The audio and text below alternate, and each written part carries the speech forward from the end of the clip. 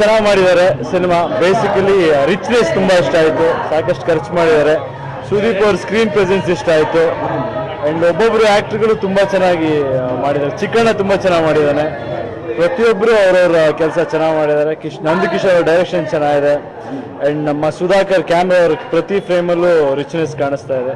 ಒಂದೊಳ್ಳೆ team work ಕಾಣಿಸ್ತಾ ಇದೆ. ಆ್ಯಂಡ್ ತೆಲುಗು ಸಿನಿಮಾ ನೋಡಿದ್ದಕ್ಕಿಂತ ರಿಚ್ ಆಗಿ ತೆಗೆದಿದ್ದಾರೆ. ತುಂಬ ಖುಷಿ ಆಗ್ತದೆ.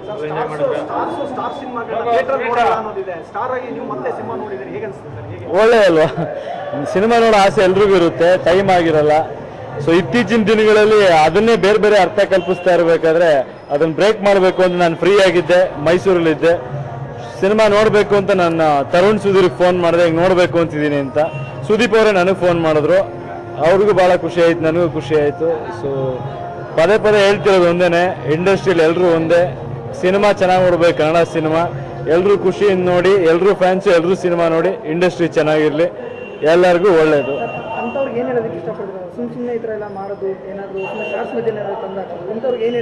ಇಲ್ಲ, ನಮ್ಗಳ ಜವಾಬ್ದಾರಿನೂ ಇರುತ್ತೆ. ಕೆಲವೊಮ್ಮೆ ಸಿನಿಮಾ ಸ್ಕ್ರೀನ್ ಮೇಲೆ ನಾವು ನೋಡೋದು ನೋಡಿ ಅವ್ರಿಗೆ ಇಂಪ್ಯಾಕ್ಟ್ ಆಗಿರುತ್ತೆ.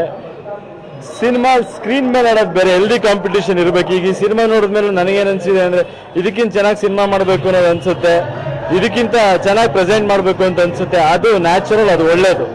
ಅದನ್ನು ಬಿಟ್ಟು ಸುದೀಪ್ ಅವ್ರಿಗಾಗಲಿ ನನಗಾಗಲಿ ಅಥವಾ ಬೇರೆ ಯಾರೇ ಹೀರೋಗಳಾಗಲಿ ಯಾರಿಗೂ ಏನಿರಲ್ಲ. ಈಗ ನೆಕ್ಸ್ಟ್ ಶಿವಣ್ಣನ ಸಿನಿಮಾ ರಿಲೀಸ್ ಆಗ್ತಿದೆ, ಅದನ್ನು ನೋಡ್ತೀನಿ. ಎಲ್ಲರ ಸಿನಿಮಾ ನೋಡ್ತೀವಿ. ಸುದೀಪ್ ಅವರು ನನ್ನ ಸಿನಿಮಾ ನೋಡಿ ಫೋನ್ ಮಾಡೋದಿದೆ, ಶಿವಣ್ಣ ನನ್ನ ಸಿನಿಮಾ ನೋಡಿ ಫೋನ್ ಮಾಡೋದಿದೆ. ಎಲ್ಲರೂ ಎಲ್ಲರೂ ಚೆನ್ನಾಗಿರಿ, ಸಿನಿಮಾ ನೋಡಿ ಮಜಾ ಮಾಡಿ. Thank you.